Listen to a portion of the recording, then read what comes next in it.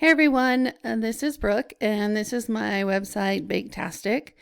I just basically wanted a website where I could store some of my favorite recipes, and especially family recipes that are handed down from generation to generation, and just the story that goes behind it. And that's why on my tagline, behind every great recipe is a story. And so I know that we've all got those family recipes that came from somewhere, and there's a fun story that goes with it. So here's my logo. I just did some cooking tools and I like the color purple and cream, and I just thought it looked really good. Here's my menu bar, and then on my homepage I have the tagline. Here's some trending recipes so that when I start loading them in, like they can click on these and make these different ones. And then here's just an inspirational quote. And then here's some favorite picks that I can update every month and just like featured recipes. And then another fun little quote. And then here's one way to access the blog. And then you can sign up for a newsletter. So I have on my portfolio page, I have my two blog posts on it right now.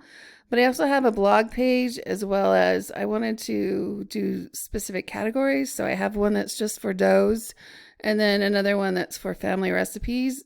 And with that, I'll have subcategories, like if it came from my grandma or from my mom or sister or something.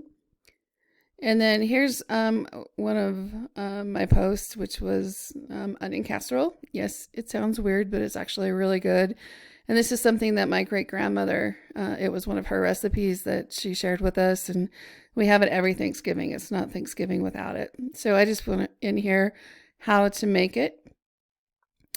And then I have my store, which I just did cooking utensils.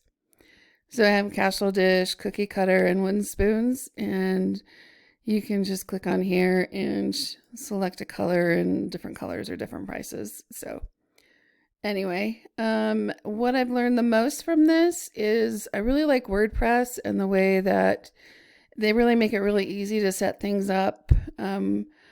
The hardest part for me was W4 Schools. I always run into problems with that site, and I had to go through them, and they told me I had to disable something on the cPanel in order to get my themes to build.